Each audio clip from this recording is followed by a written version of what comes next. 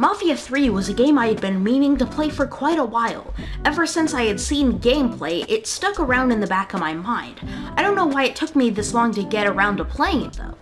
Hello everyone, and in today's video, I'll be reviewing Mafia III Definitive Edition on the PlayStation 4.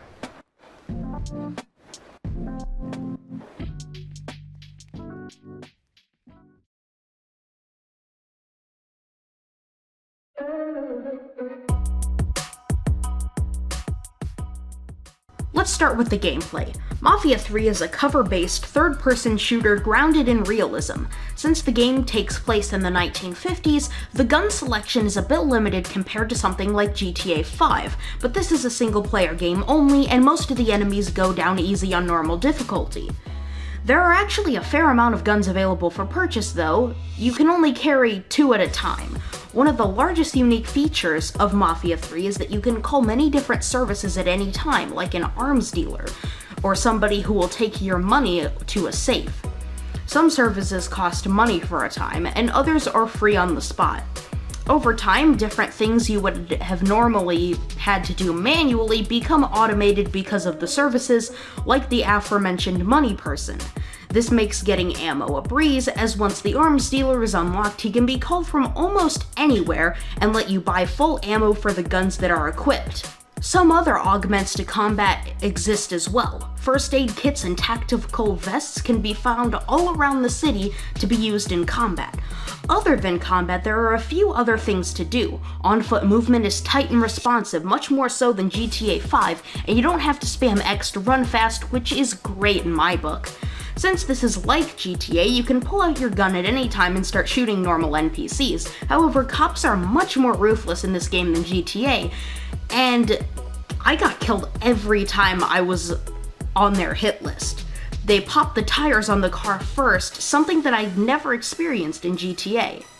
As I mentioned, driving cars is a big part of the game. The city is massive and no crazy vehicles really exist. Stealing cars is still an option, but since the main character is kind of morally right but not really, you do own a car that will fix itself up when you enter a building owned by your criminal enterprise. Boats are also available to drive, though are of much less practical application since they really only work in a few different areas of the map for the most part. Cars are just simply better. At some of your bases, different outfits can be equipped that offer no gameplay advantage but are just skins for your character. They range from meh to actually pretty decent in terms of quality. And the last thing in the gameplay department is the fact that there is DLC for the game, but I don't have it, so I'm not able to play it and give my opinion on it.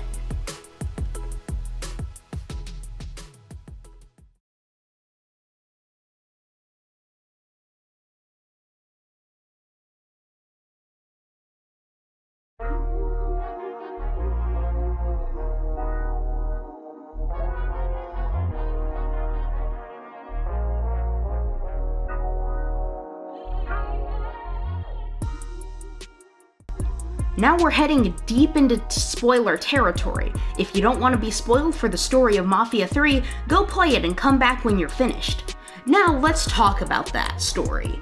The main character is Lincoln Clay, an African-American man living in a fictional 1950s southern US city called New Bordeaux. He fought in the Vietnam War and just got back when the game starts. New Bordeaux is practically owned by the Marcano criminal empire, run by Salvatore Marcano. Marcano has different lieutenants and people to run parts of the city for him. Lincoln, sometime before heading off to war, worked for Sal Marcano for a time. When Lincoln gets back, he meets up with his adopted father and brother, Sammy and Ellis. Sammy is having money troubles with another gang known as the Haitians, and Lincoln takes it upon himself to go and kill the leader of the Haitians, Baca.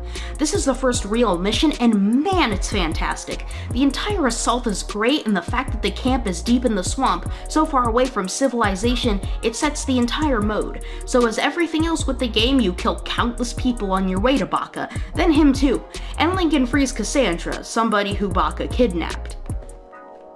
Lincoln goes back home and later gets a call from Sal Marcano.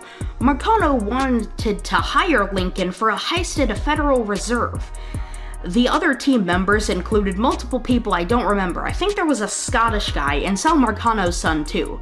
Either way, the group pulls off the heist during Mardi Gras festivities. However, things aren't all okay. During Lincoln and Marcano's meeting 3 days prior, Marcano mentioned that he wanted Lincoln to run Delray Hollow, the district that his adopted father Sammy runs. Lincoln declined, and so while everyone was drinking and having a good time, Marcano and his son kills everyone there except of course themselves and sets the building on fire. Lincoln somehow survives, but Sammy and Ellis don't. Now Lincoln wants cold hard revenge for what Marcano did and declares that he's going to take back the entire city, starting with Delray Hollow. This is where a lot of my problems with the game start to take effect. To clear each area of Marcano's men, you have to take out multiple different rackets in the region. This includes drugs, union exploitation, and more. However, missions barely amount to anything different. Even the story in each area follows a similar arc.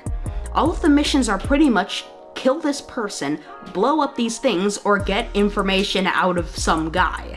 This would be fine if every map was interesting, but they aren't. Most areas you'll be fighting in the game throughout it are extremely similar to one another. The ones that stood out were the nightclub, the first racket you take out, and the carnival. Everything else seems pretty redundant.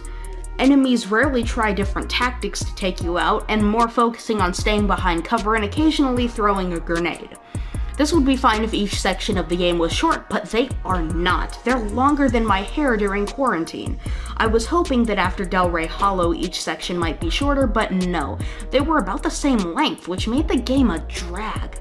Besides, a game can't be held up on character interaction and story alone. While Mafia III has a great story and characters and a great world, the gameplay is solid enough, but the length of it all burned me out very quickly. Well, thanks for listening. I hope you enjoyed the video and will check out others I've made recently too. So, thanks for watching, and goodbye.